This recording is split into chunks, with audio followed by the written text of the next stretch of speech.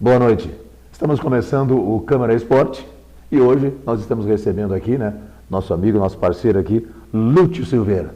A gente quer conversar um pouquinho aí com você, Lúcio, para saber um pouquinho da tua história, da tua trajetória, desde quando a partir de quando, que você chegou, se interessou pelo futebol, que o futebol chegou na tua vida. Obrigado pela presença aqui, meu parceiro. Seja bem-vindo. Tudo bem, Miguel? Aquele abraço. Certo. Muito obrigado pelo convite, um prazer estar aqui com vocês. Tudo começou ainda em 98 para 99, saindo do exército, naquela coisa do gurizão que não tem muito o que fazer, não sabe o que vai fazer da vida, né? Ele presta o serviço militar e agora, né? Para onde é que eu vou? E era o meu caso, na oportunidade não estava fazendo faculdade ainda e estava nessa dúvida cruel de todo o menino dessa idade.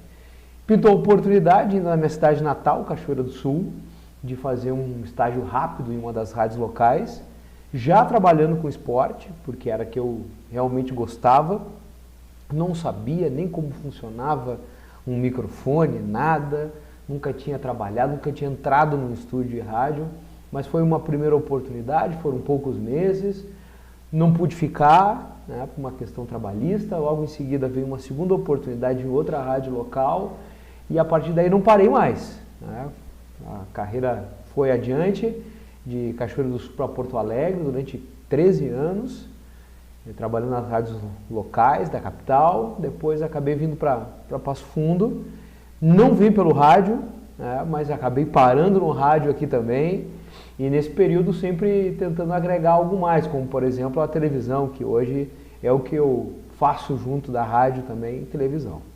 Como é que é esse lance hoje que a gente sabe que você é mais voltado assim, para o futebol, né? Sim. Essa profissão de jornalista esportivo, comentarista, né? Como é que você está vendo o momento da... Mudou muito. Quando eu comecei, ainda o grande objetivo de quem começava era participar de uma transmissão de um clássico Grenal, era fazer goleira, como a gente diz, né? Tá atrás do gol, dando depoimento de gol para os narradores, no meu caso de rádio. Era o grande sonho, era aquilo que a gente mais queria. E hoje está tudo muito diferente, né? Hoje um menino, uma menina, enfim, quem começa na área, logo quer partir para a rede social, ser youtuber, ter um canal no Twitch, coisas que na época sequer existiam.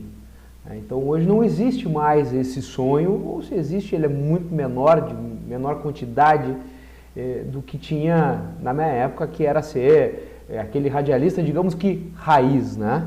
Que acompanhava os times nas viagens, ia para as concentrações, pré-temporada, esse tipo de coisa, que eu fiz muito. E era o ponto alto, né, de quem estava na profissão. Hoje está muito mudado e eu não vou dizer nem que é para melhor, nem para pior, cada coisa tem a sua época, tem o tempo, né? Tem o seu tempo. Esse, né? E eu, por exemplo, não sou tão antigo assim, mas a minha geração realmente era outra. Hoje eu estou tendo que me adaptar às tecnologias, conhecer as tecnologias. Claro que muita coisa a gente já tinha um pouco de intimidade, mas muita coisa que está saindo agora, para mim realmente é efetivamente novidade e tu tem que te adaptar. Né? Aprender a editar lá no telefone celular, aprender a fazer subir um vídeo para uma rede social, enfim, coisas que são novas para a profissão de jornalista, que na época que eu comecei não tinham realmente, mas é muito legal, é desafiador, né? Mas é uma mudança também bastante grande, para quem está com 18 anos, 20 anos, que era a idade que tinha quando eu comecei, hoje o mundo é completamente outro. Mas é bom porque daquele tempo para hoje que você acompanha a evolução, né? Sem dúvida. E você já sabe como é que era antes e como está agora.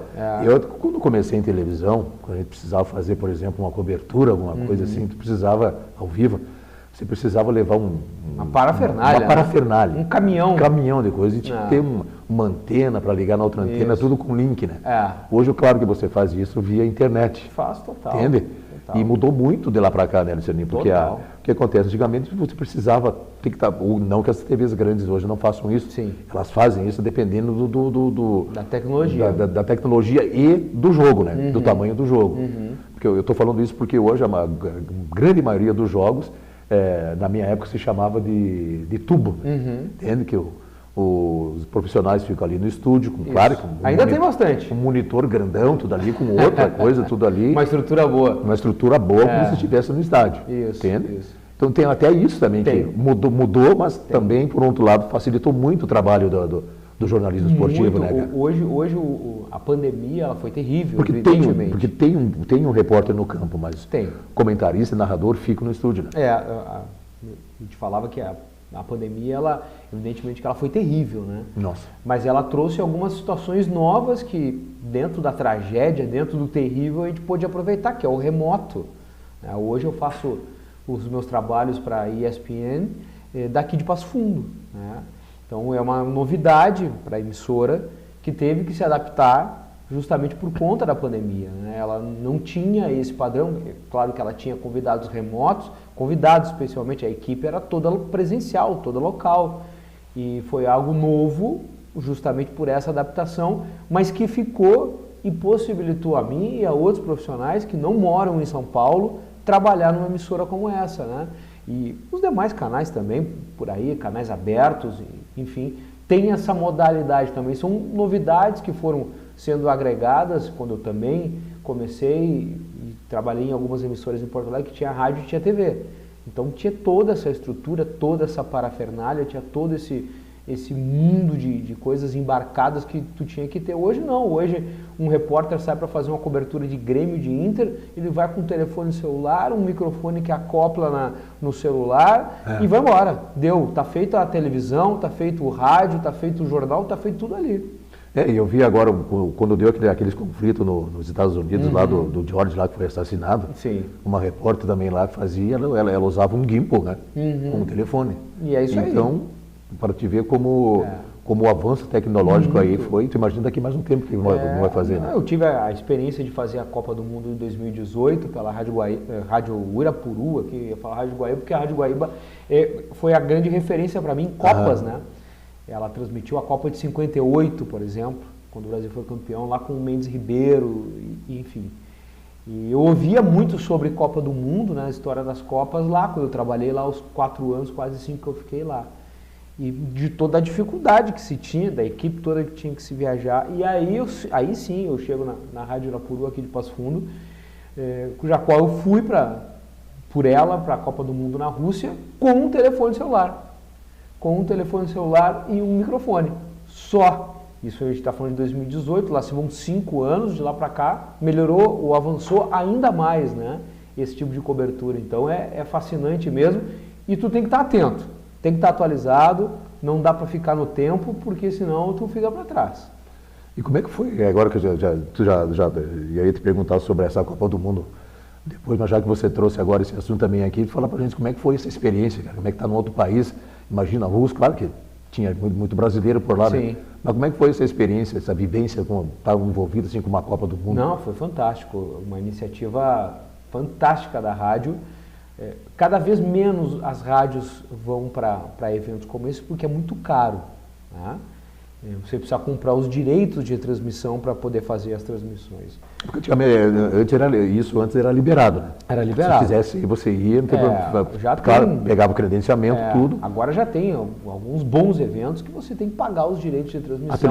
A TV sempre teve que pagar, né? Sempre teve que comprar, agora a rádio não. Era livre. A rádio era livre. E já bons, eu recordo, na primeira Copa que eu trabalhei na base, não fui para o Mundial, foi a Copa do Japão, Coreia e Japão 2002, eu estava em Porto Alegre e já tinha que se comprar os direitos.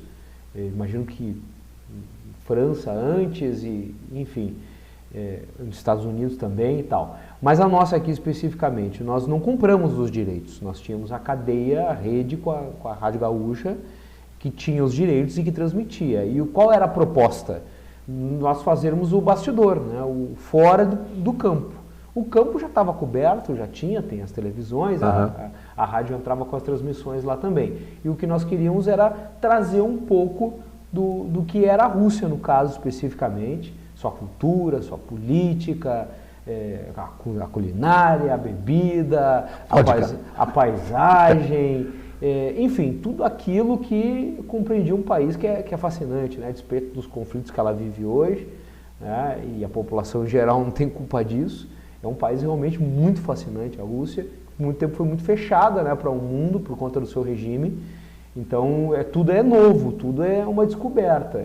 E para a rádio também foi isso, uma rádio do interior, imagina, poder fazer esse deslocamento. A gente fez um trabalho prévio bastante grande, de fazer um estudo, de levantar preços, de organizar toda a logística, onde vai ficar hospedado, os voos para ir, os deslocamentos lá dentro, a moeda que tem que comprar, os ingressos, no caso, porque nós não éramos credenciados, né? Nós tínhamos que comprar os ingressos para ir para os jogos. Então a compra dos ingressos, a tecnologia para transmitir de lá para cá, né? Como nós vamos transmitir? Vamos levar uma maleta de equipamento? Fuso horário e tudo, né? Vai ser só por celular, vamos adaptar a programação, quer dizer, teve todo um trabalho prévio gigante para que a gente pudesse desembocar nessa cobertura que foi histórica para a cidade, a primeira vez que uma rádio daqui acompanhou a Copa do Mundo.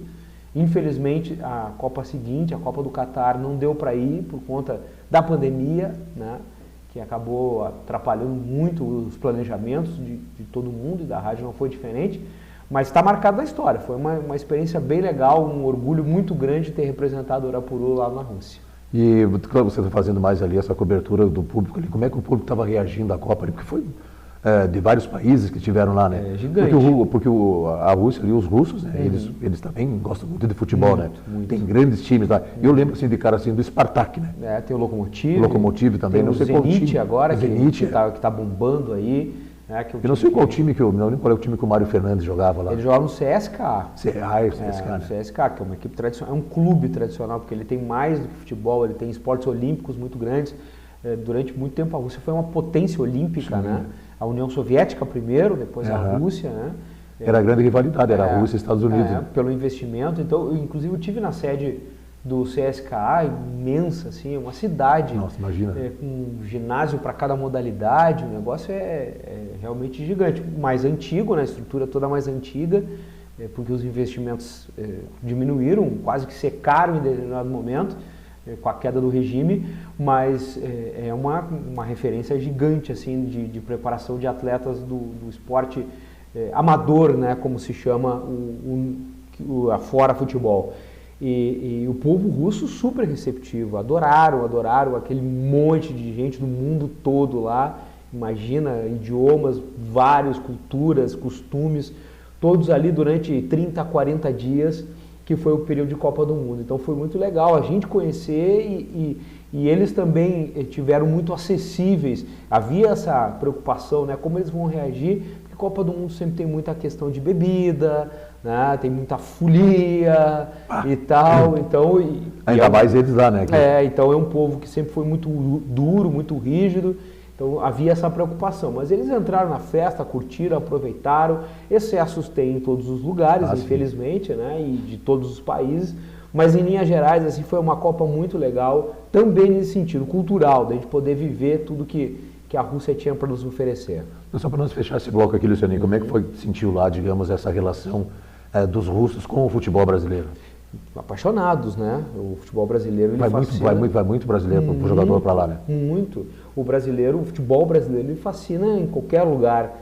E na Rússia não é diferente. Muitos brasileiros, tinha o Mário Fernandes na seleção. Naturalizado russo. Naturalizado, estava jogando a Copa do Mundo e fez uma ótima Copa, inclusive marcando gol. Jogou muito, e né? tudo mais. A Rússia foi até as quartas, se eu não me equivoco, quarto ou semi. E o Mário titular e tal, então existia assim, não pela seleção propriamente dita lá, porque a seleção não foi bem, né? Não encantou, caiu nas quartas para a Bélgica. É que o futebol brasileiro, mas lá ele já começa desde a época do Pelé. Total, eles são completamente fascinados e ajuda muito, né? Tu fala que é brasileiro, já a conversa muda, o tom é outro, já querem saber como é o Brasil, como é o nosso futebol aqui do Brasil especificamente, nesse caso de Copa do Mundo, então foi uma experiência muito legal. Luciano, nós vamos fazer agora um intervalo. Na volta, eu quero conversar contigo um pouquinho sobre a nossa dupla Grenal, o momento que a gente está vivendo, e também desse negócio terrível para o futebol, né? Que é esse das apostas aí com vários jogadores. Não digo assim, ainda não foi comprovado, né? Que eles participaram, mas vários jogadores investigados, né? Vamos fazer um intervalo rapidinho, a gente já volta.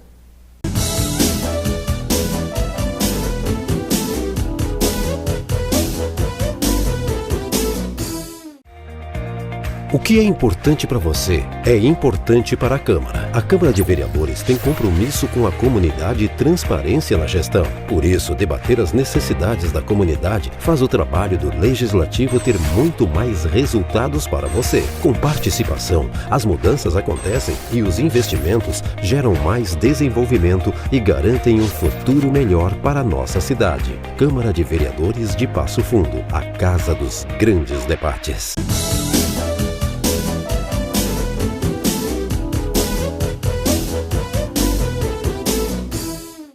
Muito bem, estamos de volta com o Câmara Esporte, hoje falando aqui com Lúcio Silveira. Lúcio, eu queria agora abordar contigo um assunto aí que é chato, é triste, né, para quem gosta de futebol, que voltou agora de novo, que talvez nunca tenha saído, né, mas que voltou agora muito porque está sendo investigado vários jogadores sobre esse lance de apostas. E aí a gente já volta desde aquele tempo, não me lembro qual foi o ano, em que já aconteceu isso também, né? Até tu estava me lembrando aqui o nome do árbitro lá, Edilson Pereira de Carvalho. Pereira de Carvalho. Exato. Eu lembro desse árbitro aqui porque esse foi um jogo entre Inter e Corinthians, que o Tinga sofreu um pênalti, que foi pênalti, escancarado, e o juiz, inclusive, não marcou o pênalti e acabou expulsando o Tinga, né? Então, nesse ano também aconteceu com vários clubes, que não foram punidos, apenas perderam pontos, né? E agora voltou de novo esse lance de apostas aí com vários jogadores e também não foram acusados nem comprovados, mas estão sendo investigados. Exato. Vários jogadores em vários estados do Brasil. Isso aí eu acho que, não sei que tipo de investigação, mas quando for confirmado alguma coisa, eu acho que o jogador X, eu acho que tem que sofrer uma pena pesada, né, para servir de exemplo. Não existe ainda um regramento para isso, né, em todas as esferas. Para as casas de apostas que estão aí e vieram para ficar, elas não vão sair, né? Não tem como proibir isso. Muitas delas sequer estão hospedadas no Brasil, né? Então isso vai ter, e já tem há muito tempo. E se nós voltarmos, além desse episódio do Edilson Pereira de Carvalho, a Itália, por exemplo, é campeã disso daí, a Juventus já foi rebaixada por situações como essa. Antes, com a loteria esportiva, na esfera que for, né? Era só ganhar, empatar ou perder. Agora não, agora você tem pênalti, cartão, escanteio, é um mundo, é um universo gigantesco isso aí. O país precisa de uma legislação, de um regramento, de um enquadramento para as casas de aposta e também junto a isso, toda uma série de punições e fiscalização para que possa se conter o avanço dessas situações, que vão continuar. Esse é o topo, né? A gente está falando de atletas da Série A do Campeonato Brasileiro. Vou lembrar que o Brasileirão tem 4 divisões, ou seja, tem mais 3 ainda para serem investigadas, e tem mais todos os campeonatos estaduais e regionais que envolvem muita gente, muitos clubes e muitas situações específicas. A gente fala de um jogador do Santos, jogador do Grêmio, jogador do Inter que ganha fortunas, e o jogador, sei lá, do Asa de Arapiraca ou do Juventus, não sei da onde, que não ganha nada, entendeu? Ou ganha muito pouco e que daqui a pouco vai cair nessa tentação porque pode ver ali um dinheiro fácil para resolver a vida ou parte da vida dele. É muito difícil, é muito complicado, né? O país vai ter que prestar muita atenção, vai ter que fazer um trabalho muito forte para que não se manche o futebol, né? Eu acho que isso, quando for comprovado que o jogador X estava realmente envolvido, eu acho que para tu até criar um certo receio em outros a fazerem isso também, eu acho que a punição teria que ser banido do futebol. É uma alternativa. Não joga mais. Se continuar, você dá uma pena, uma multa, ou X anos de prisão no Brasil, né, que a gente sabe como é que é a nossa justiça aqui a respeito disso. Não estou dizendo que a justiça é ruim não, né, mas ela é muito condescendente às vezes com vários crimes que fazem. Que se não punir o cara lá igual o jogador X lá, está comprovado, então tu tem que ser banido do futebol. Ou talvez nesse primeiro momento, que vai ser a primeira experiência desse tipo, né? Você fazer uma pena pesada realmente. Mas é que isso, Luciano, já tem acontecido há algum tempo. Enfim. Tem que ter, né? É difícil porque o cidadão que cometeu o ato ali é a ponta só do negócio. Por trás dele tem toda a família, né? Tem muita gente, um jogador de futebol, normalmente ele carrega 50 80, 100 pessoas junto dele, é tio, é pai, é irmão, é alguém doente que precisa dos cuidados daquela grana que sai lá do trabalho dele e tal. Então tem que ter muito cuidado com isso também, para a gente não generalizar, mas algo tem que ser feito, é indiscutível que algo tem que ser feito. Mas mesmo por esse motivo, se o cara sabe que tem tantas pessoas que dependem e que precisam dele para sobrevivência, ou para alguma ajuda, sei lá, é mais um motivo o cara pensar, pô, se eu fizer isso aqui... Total, não, ele tem que... O cara isso já é um motivo para o cara não fazer, né? Sem dúvida, sem dúvida. E tomara que, de alguma forma, a gente consiga cessar isso, ou pelo menos ter isso bem debaixo da lupa, né? Assim, a gente poder, está acontecendo algo diferente, algo estranho, de imediato as autoridades competentes entrem na jogada e resolvam, né? Para que a gente não possa até hoje... Você vai para um jogo do Campeonato Brasileiro da Série A, sai um pênalti, uma marcação, aí tu fica nessa. Aí tu já fica, será que...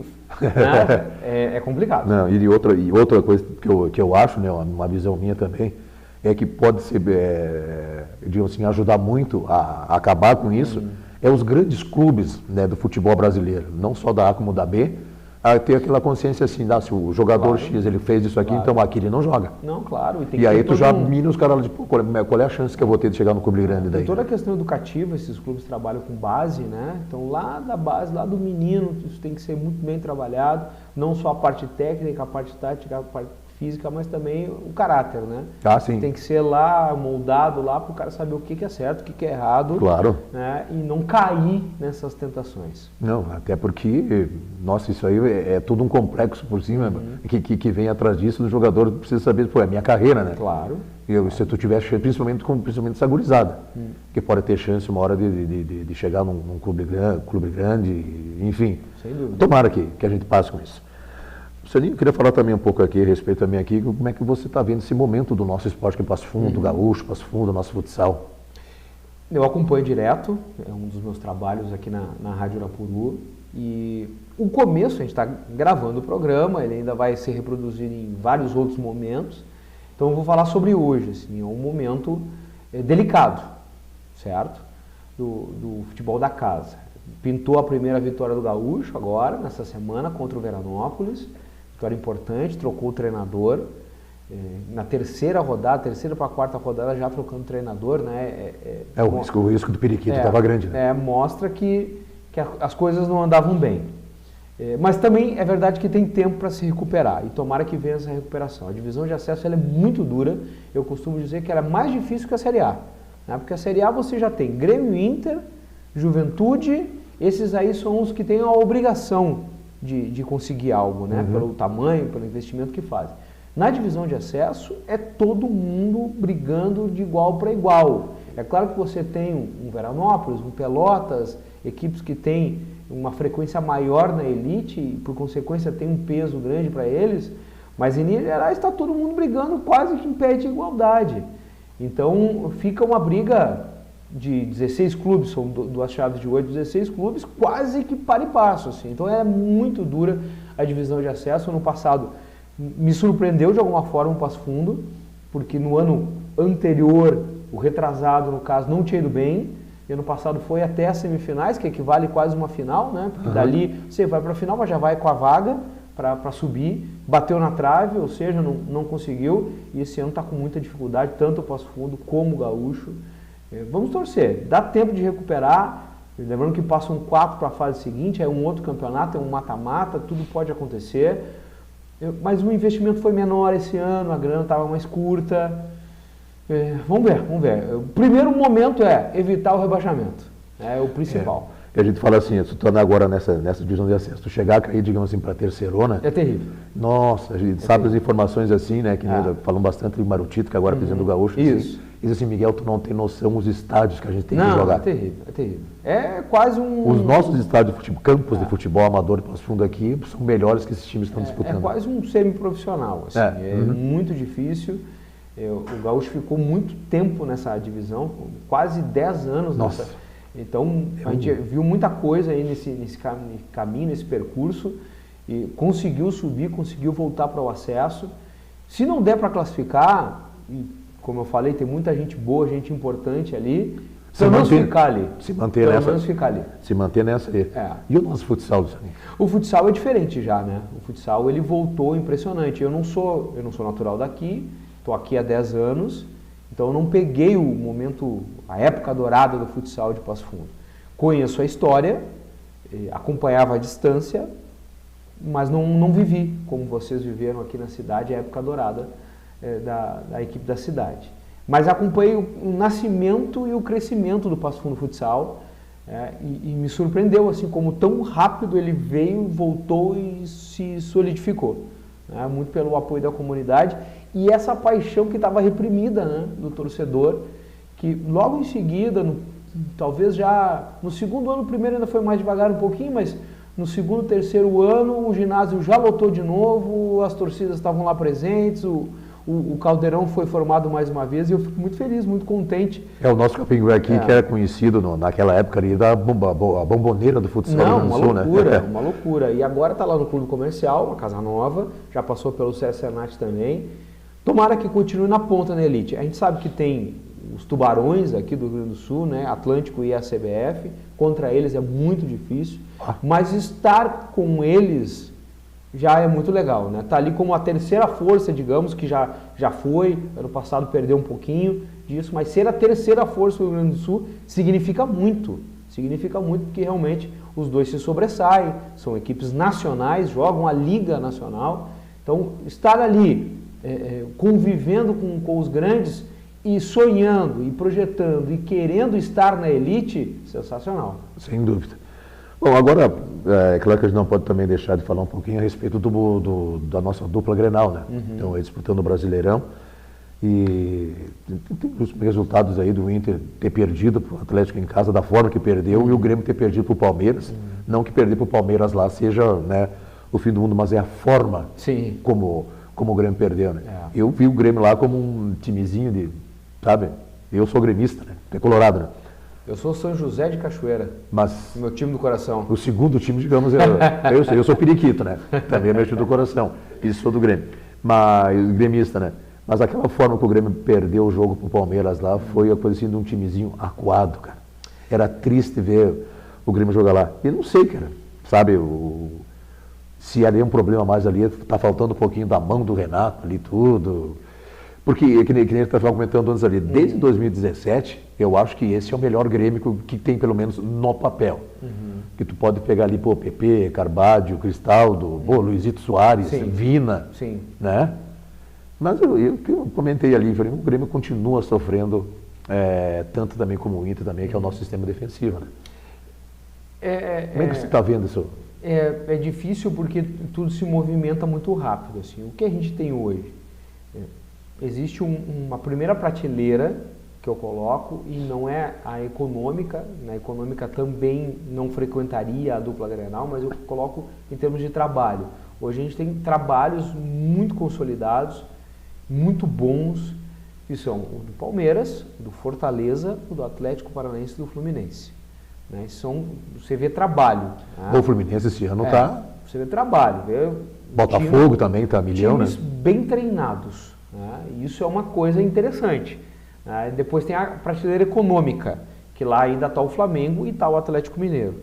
Ou seja, a dupla não está nenhuma e nem na outra. Então é muito difícil, ela vai ter que ir no peso da sua camisa, na superação e tudo mais. Assim como já foi, por exemplo, o Internacional no passado. O Inter não tinha nada, fez um mercado interessante na metade de ano, trouxe o Mano Menezes, deu uma reviravolta, mas parece que a fórmula já cansou. E hoje o Internacional não tem mais esse input, esse punch, essa força toda para poder fazer frente aos grandes como ela fez em outro momento. E o Grêmio ainda é um momento de reestruturação, de encaixe, não deu liga ainda. Né? É um time que no papel, você falou bem, é muito interessante, mas precisa mais do que isso para ser campeão. Né? Só de individualidades, nomes soltos, você não constrói uma equipe campeã, você precisa de um encaixe. E hoje o Grêmio tem um Jeromel e um Kahneman com problemas na parte física, o Jeromel sequer está jogando, você tem laterais que deixam a desejar, o Grêmio tem problemas no gol, ainda tem problemas no gol, não tem uma definição de quem é efetivamente o titular da posição. Então tem várias coisas que precisam ser consertadas de uma herança recente muito ruim, que foi a queda para a segunda divisão, e que talvez não seja para esse ano. Talvez esse ano ainda seja um ano de dificuldades nesse sentido, de uma conquista suada de uma vaga para uma competição continental, e aí com um pouco mais de trabalho dessa direção, vendo onde ela errou na montagem do seu elenco, fazendo esse conserto, né, em termos de mercado, para o ano que vem de ter. Eu penso, vendo a rodada, essa última, que uma metade de tabela, ou estourando ali um 7º, 8º lugar, brigando por uma vaga de Libertadores, porque os brasileiros acabam ganhando Libertadores, Sul-Americana, então pegam as vagas de lá, elas respingam no Brasileirão, lutando por uma última vaga de Libertadores ou conquistando uma vaga de Copa Sul-Americana para o ano que vem. Hoje é o panorama que eu vejo para a dupla. Eu não, claro que a gente não pode cravar aqui tudo, mas pelo que estou vendo hoje do futebol, pela regularidade dos últimos anos aqui, eu acho que o Palmeiras é um grande favorito para esse ano de novo, até porque a gente viu lá, né? Brincou? Que fantástico, muito bem treinada, com uma força mental gigante, sabe jogar, sabe ganhar, sabe competir, tem uma estrutura bárbara, é um equipaço o Palmeiras que vai ter... Tem grana, né? E tem grana. Vai ter, o Atlético, a tendência é melhorar, porque tem bom plantel, tem dinheiro também. O Flamengo também a tendência é melhorar, porque tem as mesmas situações a favor dele. Já tem o Fluminense que está aí na ponta. O Atlético Paranaense a gente não pode desconsiderar, uma equipe muito organizada também. Eu não sei se o Fortaleza tem essa força toda para brigar por um título, mas essas demais aí acho que são equipes que são candidatas a título. Sem dúvida. Bom, Lúcio Silveira, cara, quero te agradecer a presença aqui no nosso Câmara Esporte aqui, né? E logo a gente marca aí para a gente trocar mais uma ideia, ter mais uma prosa, bater mais um papo aí. Sem obrigado dúvida. pela presença. Obrigado pelo convite, um prazer estar com vocês aqui falando de esporte. E para você, obrigado pela companhia e até o próximo Câmara Esporte.